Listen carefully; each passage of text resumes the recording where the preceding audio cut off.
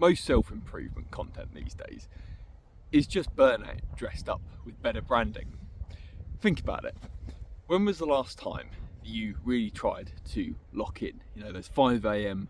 mornings starting with a cold shower, getting in the gym 6 times a week for hours at a time, locking in on your diet and making sure you were eating clean 100% of the time.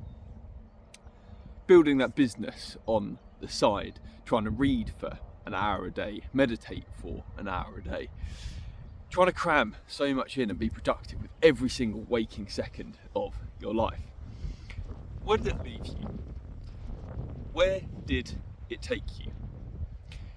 You see, for most of us mere mortals who aren't influencers on the internet, those style morning routines really don't work in reality.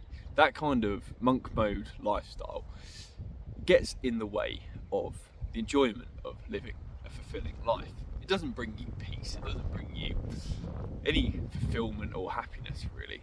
It's just burnout dressed up with better branding. You see, we're sold this lie that the hustle culture, the grind mentality of doing more, being productive every second of every day is the way to wealth, success, happiness, everything you want in life can be achieved just by working harder, by doing more. But I think that's wrong. I don't agree with that at all. Because I've tried those morning routines, I've tried fulfilling every waking hour with being productive.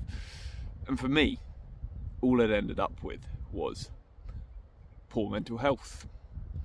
I lost friends, I lost things that were important to me. Years of my life to this just nose to the grindstone mentality. My work was my priority, my health, even though I was trying to do the right thing, ended up suffering because of it. And I don't know, it didn't sit right with me until I kind of changed my viewpoint on it. I stepped back and started to observe what I was doing in my life from a different point of view. I started looking at my life and seeing, well, are these habits, these ways of being, these beliefs that I'm holding, are they getting me where I want to go? Or actually, are they holding me back? The definition of insanity is doing the same thing over and over and over again and expecting a different result. And for years, I'd just tried this burnout and self-improvement style of living. And I wasn't getting anywhere with it. It was, if anything, I was worse off when I started. And that may be the case for you too. You may have found this video because you're in a place where you've been trying for years, haven't you? You've been putting in this effort, this discipline, this nose to the grindstone mentality, and you haven't really got anything to show for it. If anything, you maybe feel worse than when you started, because not only now have you taken yourself down to a level where you feel this almost subconscious stress all of the time when you're not being productive. But then when you do allow yourself to rest or meet up with friends, go out for a pint, whatever it may be, you then have this nagging sense of guilt at the back of your head. Stopped you blowing over there, it's a bit windy up here today, and my tripod decided to take a little tumble. Anyway, where was I going with all of that? Well, I think there's a better way to live, a slower way to live, a more peaceful, more present, a more fulfilling way to spend our time. And it doesn't mean that we have to discard all of those good habits, because I think for many of us, when we first get into self-improvement, the allure of improving, of progress, of becoming a better version of ourselves, nearly when again there, it's attractive, isn't it? It's what sells self-improvement. But the way in which it's presented to us, where it's optimising life to the nth degree, I think that's where the problem comes in. So as I stepped back, I started to evaluate what I was doing and saw that some form of exercise in my life is good. Reading is good. Journaling, great.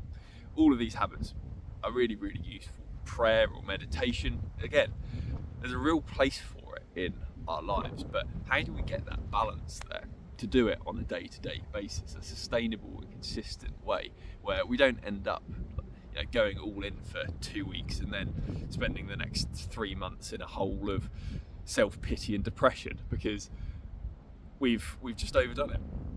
How do we set up a system in our life that lets us make that consistent progress that we want, but in a way that doesn't end up breaking us? And as I said, that system was lacking sorely from my life, that moderation, that balance, and it did end up leading to me breaking. In fact, last year I had to have about a month off work because of stress. And so I'm speaking to you from a point of experience here. I've been through it. I've seen that journey to its bitter end, and I don't want that for you. I want you to learn from my mistakes, really, and to be able to implement some of those things that I've learned along the way. So as I was saying, exercise, reading, journaling, prayer, meditation, all fantastic habits. Eating healthily, getting your fruit and veg in, being hydrated, drinking enough water on a day-to-day basis, getting out in nature, spending some time in fresh air, creativity, having goals and things you're striving for. They're all really good things to do. But it's all about getting them in a system where they are manageable and sustainable. They don't take over your life, rather they build the foundation for you to live. There's a difference. Self-improvement often makes improving the whole total sum of your life. And if you're not improving, if you're not being productive, well, anything else is just a waste and you're missing out on your potential. But I want to challenge you to reframe that. Self-improvement, in fact, should be the building blocks, the roots of your life. It should build you up into a person that is capable and confident to handle life and to also enjoy it as well. Life is meant to be lived. It's meant to be fun. We want to have those experiences, those relationships, and just the peace on a day-to-day basis to come for a walk and just enjoy the sunshine. And we take life far too seriously, especially in the self-improvement space. I feel like it's just, we find it very easy to make it our identity rather than just making it something that we do on a day-to-day basis that helps us to be a better version of who we actually are. We replace our authentic personality with this productivity hustle version of ourselves. And so stripping that back, becoming a more authentic version of yourself, supported by healthy, sustainable daily habits, surely that's got to be the way to go. At least that's what I've found over the last 18 months or so. And to be honest with you, I've never been happier. I've never been more peaceful. I've never been more authentic, more confident in myself. And I want that for you too. So how do we get this system? How do we build it into our lives? Well, I've put everything that I found into a short guidebook, and there's also a course. It's pretty cheap if you want to grab that will actually guide you through how to build this system into your life, what to watch out for, how to make it fit your life as well, because ultimately we all lead different lives. We all have different jobs, different families, different financial situations, different levels of freedom and flexibility. So taking someone else's absolute cookie cutter, this is what you must do, doesn't really work, does it? What you need is a system, a framework that you can then build into what works for you, what you like doing in your life. For a lot of people, or a lot of people will preach that their way of exercise is the best way, the only way, the most optimal way, when actually pretty much any kind of exercise works and it's good for you, isn't it? Your goals, your dreams, the things you want to do may be different to mine, but actually a framework that allows you to build towards those goals by doing sustainable daily small habits that stack up over time is the way to go.